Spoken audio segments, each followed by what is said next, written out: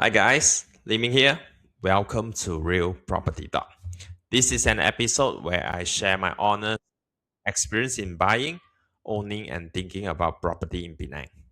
No agent spin, no developer marketing, just my own personal journey and what I have learned along the way.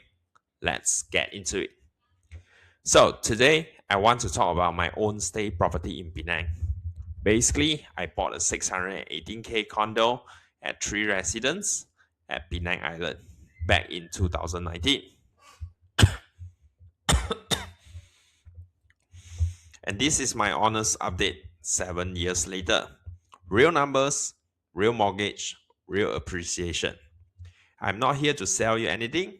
I'm just sharing what I know, what I experienced, and what I would have think about differently if I was buying again today.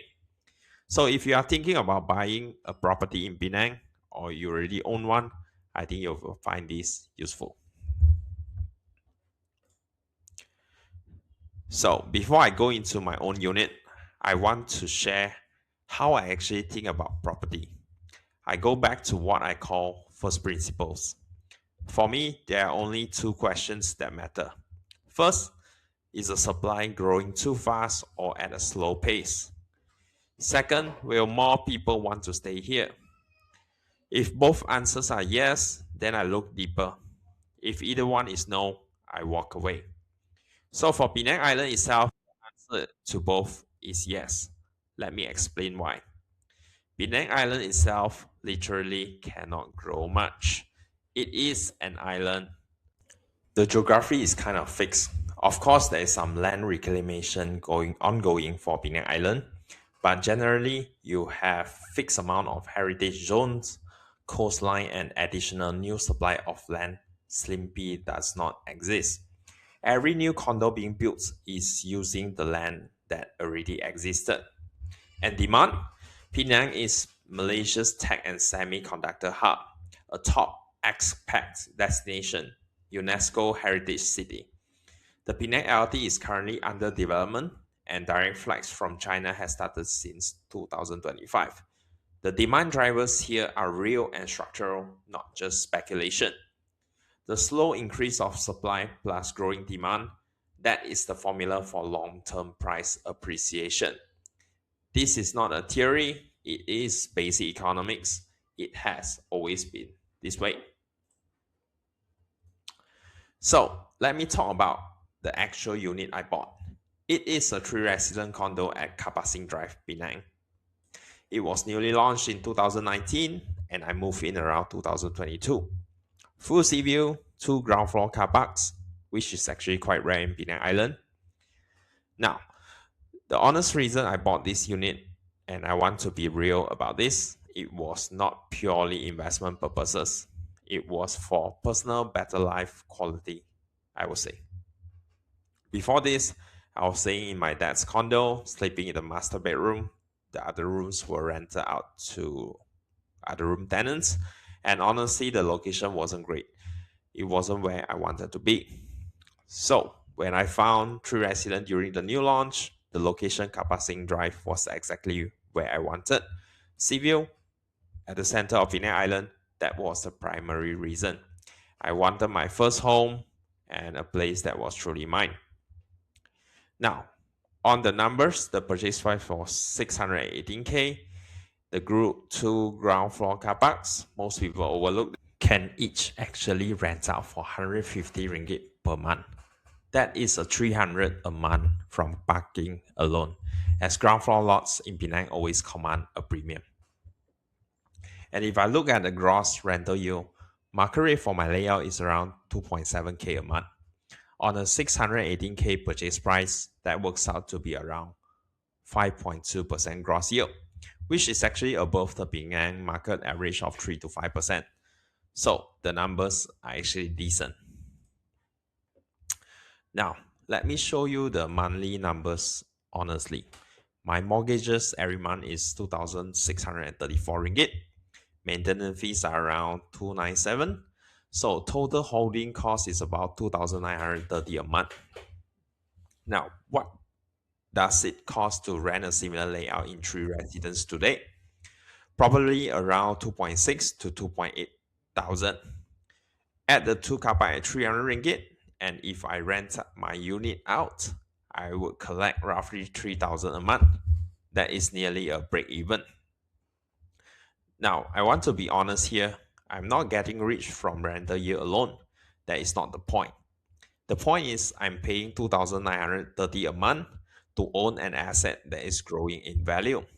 My neighbor is paying 2,007 a month to own nothing. Every payment I make reduces my loan and builds equity. That is the bottom line. Own for 2,930, rent for 2,700. The gap is only actually 230 ringgit. For 220 more, you own the asset, not your landlord. So let me walk you through the three main reasons I bought this unit. Number one, economy of scale. I'm actually already in the renovation and property management business. So when I renovate my own unit, I do it at cost price. No markup, no contractor premium. That is an unfair advantage, and I'll use it. Number two, security of tenure. And this one is very personal to me. When you rent, your life depends on one owner's decision. One non-renewal and your family moves. Your child changes school. Your routine breaks. When you own the property, nobody removes you. That's stability for me. Especially now that I have my son Noel, that matters more than any yield calculation. Number three, inflation hedge. My mortgage is 3.85%. Now, Malaysia's official CPI is currently around 1.9%. So, I want to be honest, the official rate is actually lower than my mortgage rate right now. But the real cost of living, food, school fees, medical services, that runs higher over time. And more importantly, I borrowed 618K in 2019. I'm repaying it now in 2026. The debt that is being repaid in money that buys less every year. The purchasing power of my debt shrinks silently every single month. That is the silent advantage of long-term fixed rate debt. Now, let me give you the real numbers on capital appreciation. This is the honest scorecard. I bought at 618K in 2019, today in 2026, so that is 7 years. A similar unit in 3 resident is estimated at around 730K or even slightly higher, depending on the floor levels and your car park. That is a paper gain of about 112K. In percentage wise, that is about 18% total gain over a span of 7 years, which works out roughly to 2.6 per year annualized. Now, is 2.6% per year spectacular? Honestly, no. The Penang Island condo market average is around 3%. Annual appreciation based on the 2026 data. My unit is actually slightly below that. But here is the context that I want you to understand. I was living in this unit for about 3 years. I was not paying rent to anyone. Every mortgage payment I made was partially reducing my principal, building equity. And the rental value of my layout actually went from 2004 when I just moved in to 2007 plus today. So the full return picture is not just price appreciation. It is price gain value plus the rental yield equivalent of living rents free, plus principal repayment every month. When you add all three together, the picture is much better than just looking at the price number alone. Also, there is something worth watching. LRT connected areas in Penang are currently seeing an increase in annual growth. And Karpal Drive is actually at the center of the LRT station as well. Now, this slide, I think this is one of the most people never think about it. And it is actually the smartest part of taking a mortgage.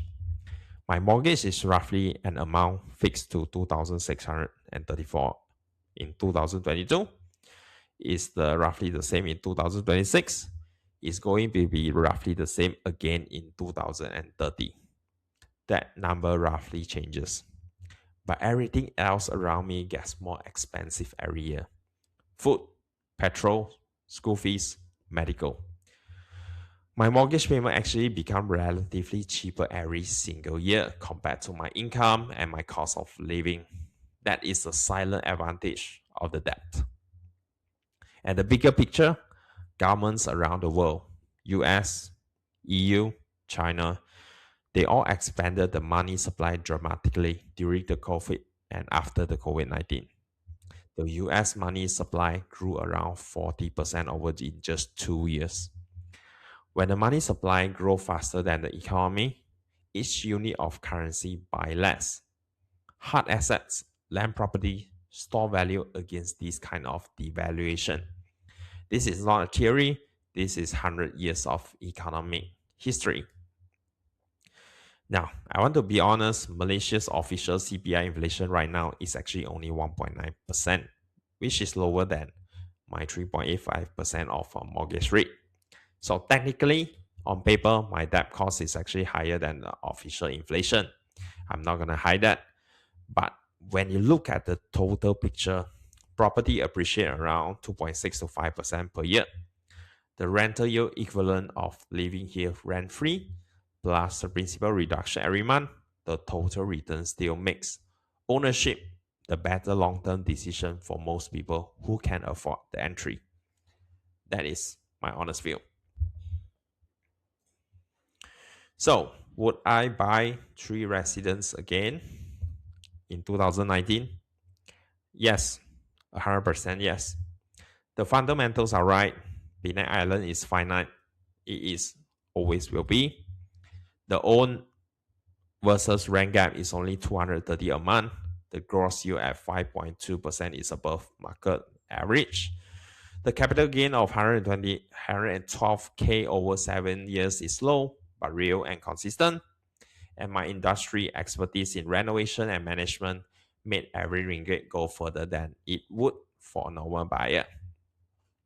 The future outlook for Penang is still positive. Penang LRT is coming, Silicon Island growing, foreign buyer interest increasing with all these new China flag as well. Market forecast is going to be 3 to 5% annual growth through 2026 to 2030. The foundation is strong. Property is not a get rich quick game. It is a get wealthy slow and certainty game. If you buy the right asset in the right location, held for the right duration, Penang Island for me ticks every single box. If you own a property in Penang and you want to get it managed, that is exactly what we do at My Reno, My Room and the Homestay Helper. Let me know in the comment below what is your take on Penang property. Are you looking to buy or already own? Would love to hear from you. That is all for Real Property Talk episode 1. Learn, apply, share, repeat. See you in the next one.